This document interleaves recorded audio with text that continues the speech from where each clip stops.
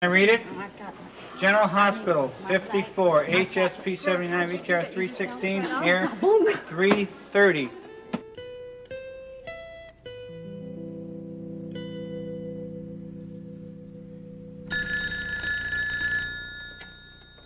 Yes, it's Dr. Rick Lemon.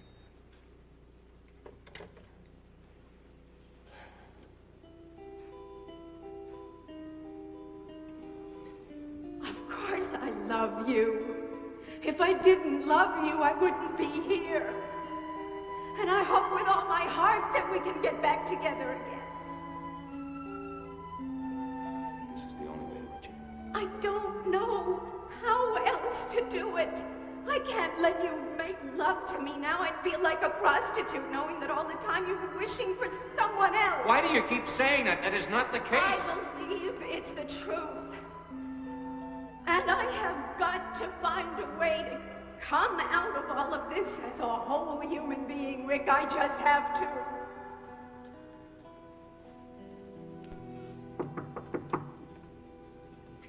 Yes? That's me, Rick. May I come in? Yes, of course.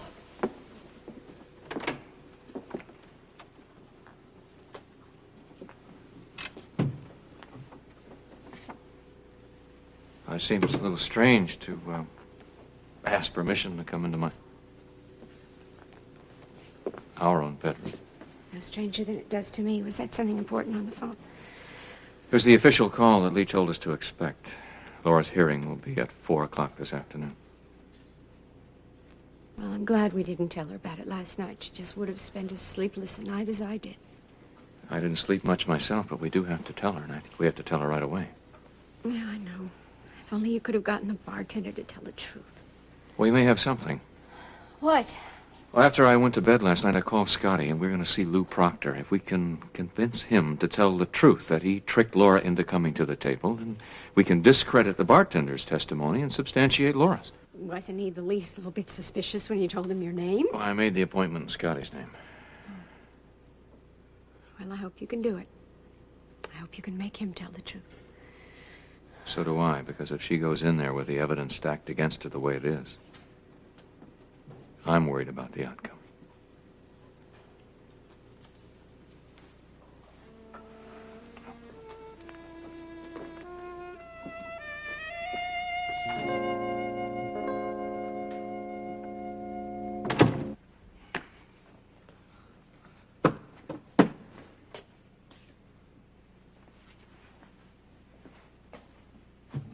Scotty, walking back and forth isn't going to make time go any faster, so why don't you just go over to Laura's right now?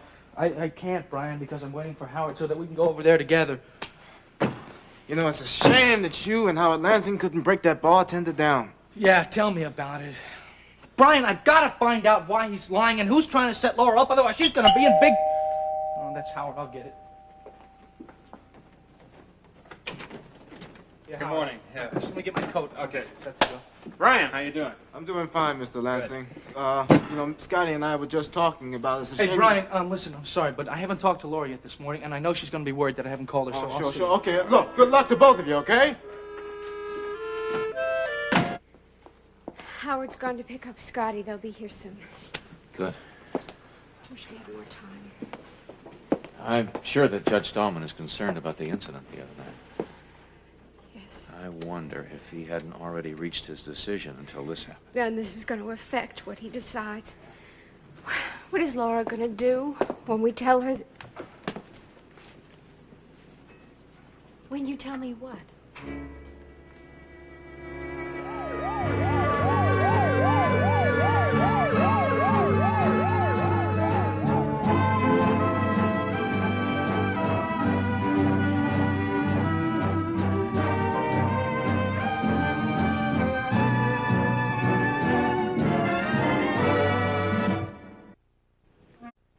Your mom and I have been waiting to talk to you, Laura, but before we do, I'd like you to promise me something first.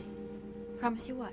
But that you just listen and don't get upset and jump to any of the wrong conclusions. What happened? Will you please stop torturing me like this? All Laura. Rick means is, what we're going to tell you may shock you at first, but if you'll just be patient, and hear it out, then you'll find that it really is better that it happens this way. What is better? Lee called Judge Stallman last night and found out that your hearing is scheduled for 4 o'clock today. 4 o'clock? Honey, by tonight, it'll all be over. And so will everything else. My fresh start at state, Scotty, it's all going to be over. They're going to send me away. No, don't think that. Please don't think that. Why not? That's what you're thinking. I can see it in your eyes. You're as scared as I am. Laura, Howard is coming over here right now. He'll sit down and talk with you, go over the things in case Judge Stallman wants to know about the other night. In case? Dad, that's the only reason he wants to see me today. Laura, Judge Stallman is to review your case and have a final decision in 6 months. The 6 months are up now. And how convenient for all of them that I broke my curfew and I went out to that nightlife cafe just before they made the terrible mistake of letting Laura Weber go free to contaminate the innocent people of Port Charles. Laura, the judge and Mr. Higgins have always been very fair with you. And they're not going to want to see all the wonderful progress you've made over the past 6 months go for nothing. But the people who read the Chronicle do. They've been waiting for it ever since that woman started writing all those stories about me. Honey, those stories will stop, too, once you've seen the judge. Oh, I know that. And what a perfect ending to all her stories. Laura Weber from courtroom to campus to reform school.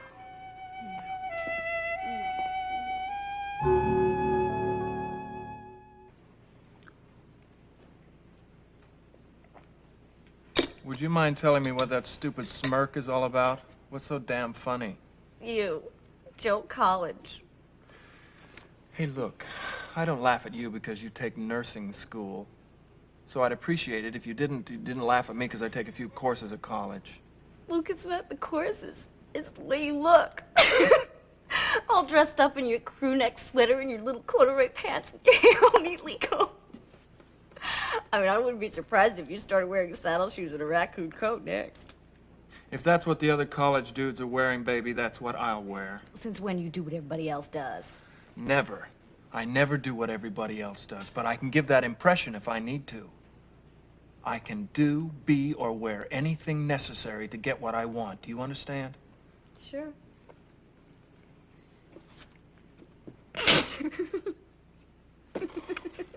What now? Luke, if you should happen to run into Laura Weber on campus today, would you give her a message for me?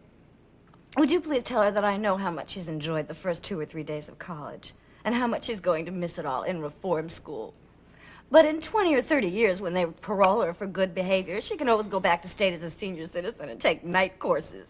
Oh, that's funny. That is so funny. Oh, I thought so. What was your sense of humor this morning? Are you on something today? Oh, I'm just happy. Finally, after all of our months of planning, we're going to see that little brat get hers. Our months of planning, our planning. Well, I helped. Oh, yeah, you helped. You helped yourself to my buddy Roy DeLuca. That's how you helped. Luke, I almost forgot to tell you. Last night, we went to dinner, and after that, we went over to the Nightlife Cafe, and guess what? You ran into Higgins? No, but we almost ran into Scotty and Howard Lansing. Howard's a lawyer, and I'm sure he's representing Laura while Scotty's father is still recuperating. Well, what are they doing there? Well, let me finish. When I saw them walk in, my heart almost stopped because I knew that if they saw me there, they would have figured that I engineered the whole thing. That's right. I told you. I warned you about that. I told you to stay out of that place. I know. Well, luckily, Roy knew where the back door was, so we sneaked out before they saw us. But guess what else? As you were sneaking out, Laura was sneaking in? No, Luke, I mean, before we left, Harry the bartender told us that he and the guy that Higgins caught Laura holding hands with have been called to testify against Her Majesty today. Well, that can't hurt. Can't hurt, Luke! Once Judge Stallman hears that all about sweet little Laura's escapades at the Nightlife Cafe, he's going to pick up that phone so fast and call that reform school and have them send over a squad car in a straitjacket. I mean, can't you just see the scene? Little Laura screaming for her mother as 2 of those tough matrons drag her off by the hair. And Scotty waving bye-bye. Oh, I wish I could be there to see it. Well, I'm sorry, baby, but I think that's one bon voyage party you will not be invited to. Well, Scotty's not going to be invited to Laura's welcoming home party either. Not if I have anything to say about it. Oh, yeah? How are you gonna fix that one? Luke, Scotty is a normal, healthy guy. He's not going to wait for her forever, you know. Oh, I get it. I get it. So you're gonna help him through those normal, healthy, lonely nights. Is that it? Yeah. Once I have a chance to remind him of how compatible we used to be and all the fun we used to have, he's not going to have any lonely nights. Or days either.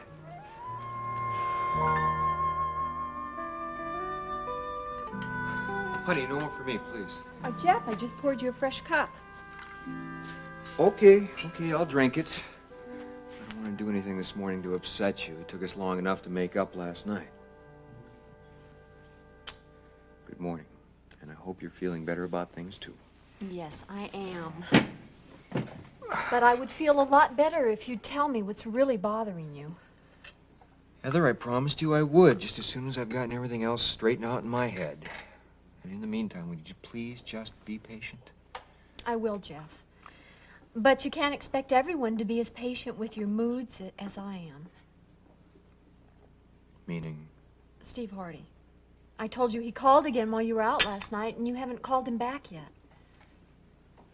Because, little worrier, I only had one thing on my mind when I stormed out of here last night, and that was getting back here to make things right between you and me. You know, you still haven't told me why you got so angry in the first place. Well, yeah, I'm sorry about that.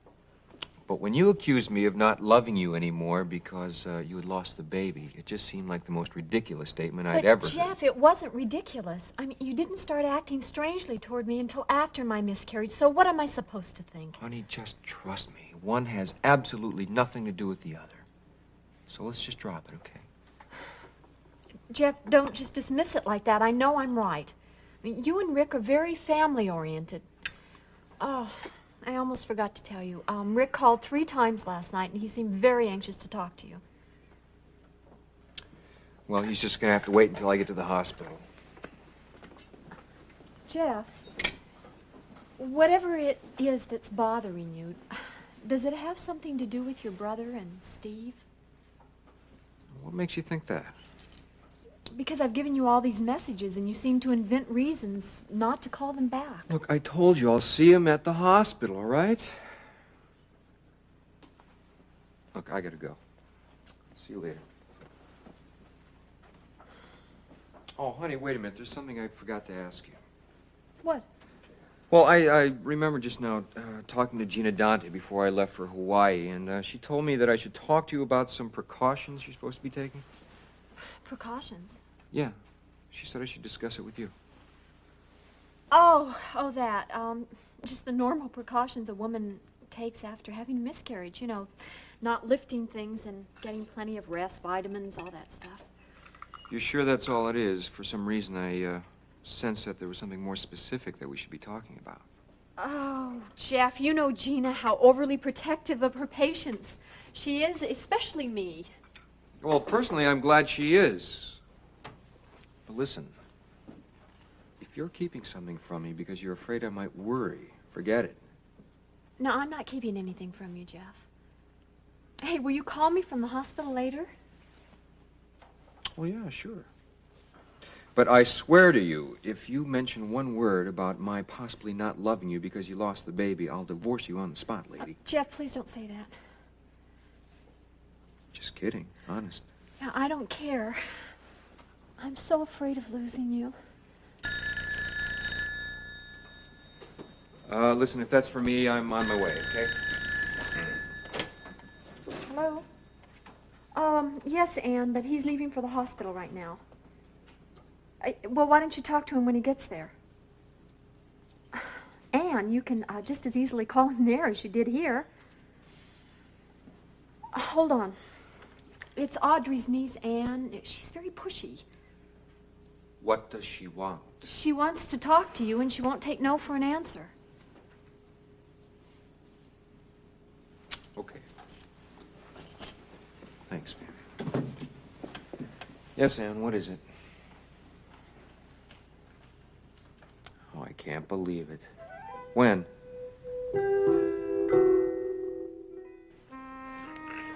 I'm not sure, Jeff, but Jeremy came down a little while ago looking for Tommy, and that's when I went looking for him, and then I checked Audrey and Steve's room. Well, maybe the two of them went someplace this morning. No, Jeff. Audrey's bed hadn't been slept in, and there was a note on her pillow addressed to me saying that she had to go away for a while and think things out, and said she was taking Tommy with her. Okay, did she say where they might be going? Yes, to my Aunt Lucille's.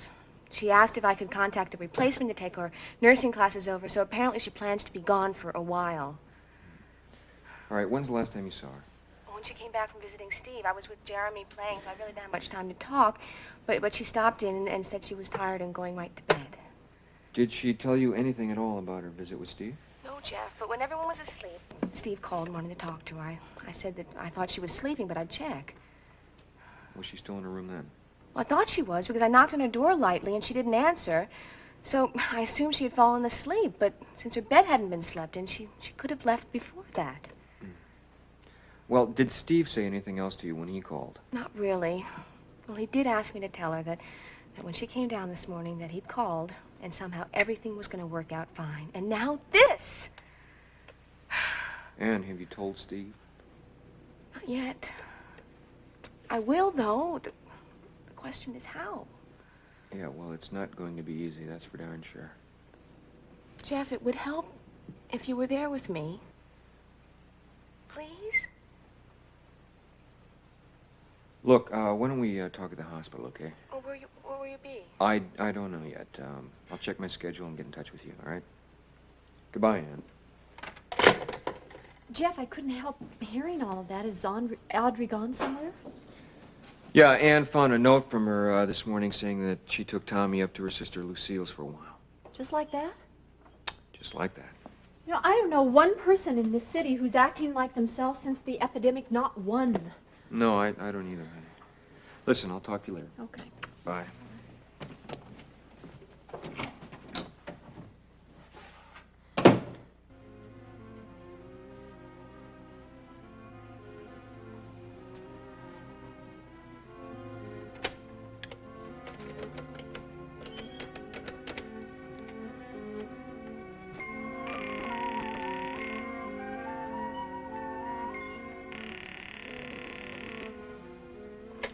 Hello? Who is this? Answer me. Why are you tormenting me like this? Please just tell me who you are. Please.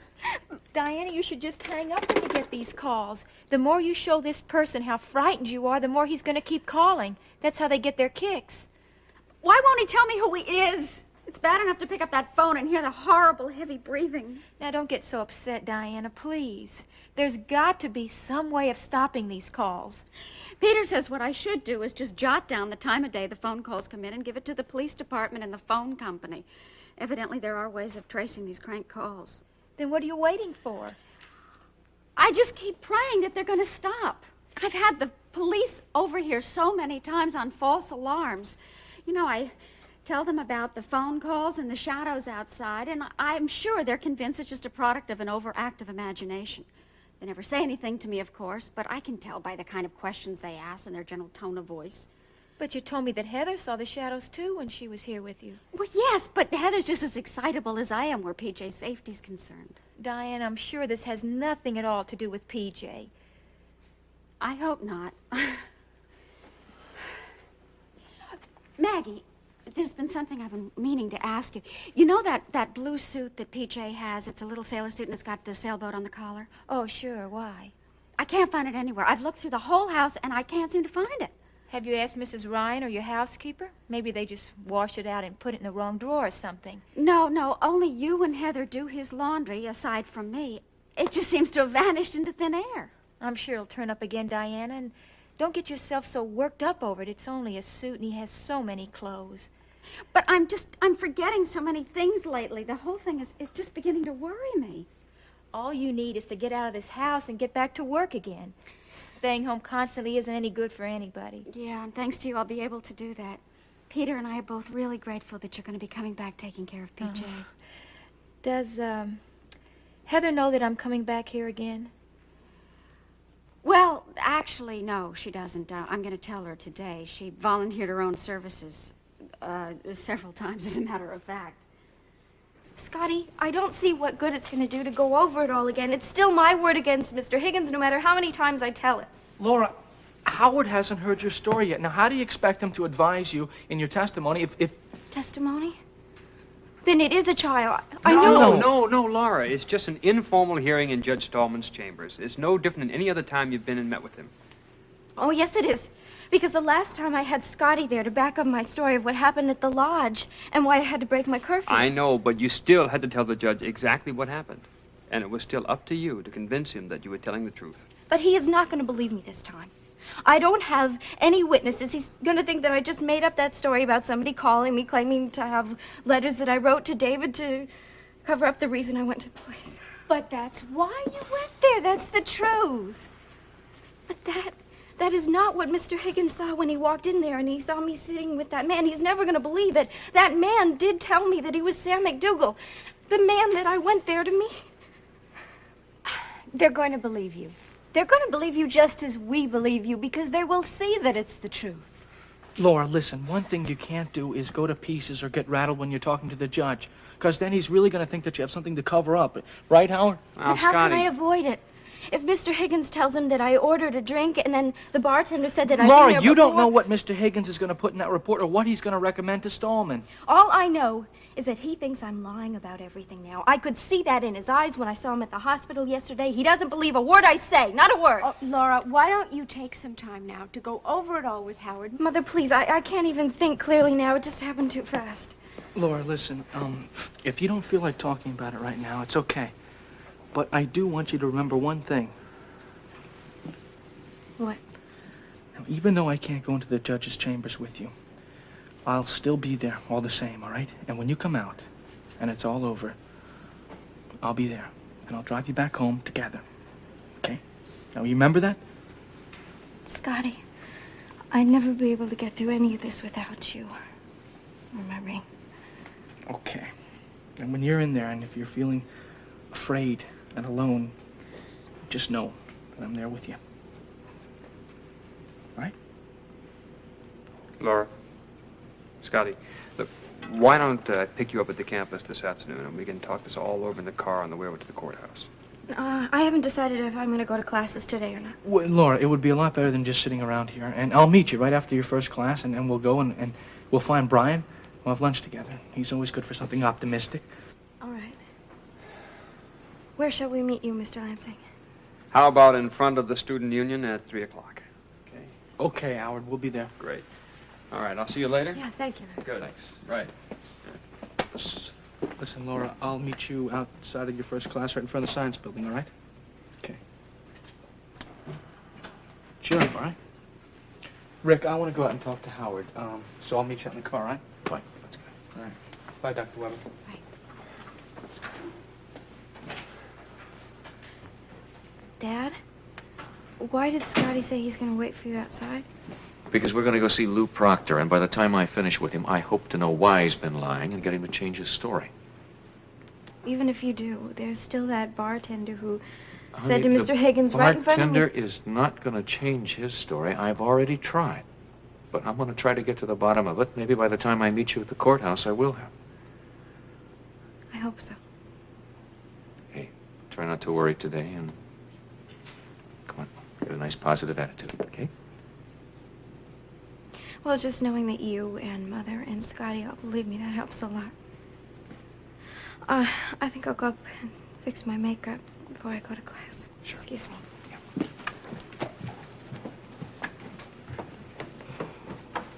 Well, if I ever doubted the calming influence Scotty has on her, I wouldn't now. I hope you saw that. I'd be blind not to. She trust him like you used to trust me. Rick, it's not a question of trust. Call it whatever you like. But if you trust me enough to believe that I can control this thing with Monica, then you should I believe you can control yourself. That's never been the problem. Problem is the attraction is still there, and it's still a very real threat to me. Leslie, if you could only understand, that has nothing to do with the Rick, way I feel. I don't think we ought to discuss this now. Not with what's going on. I think we ought to worry about what's going to happen if the judge doesn't believe her.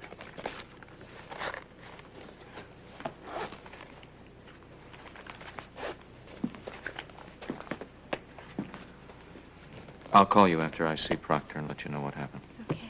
Good luck. Thank you.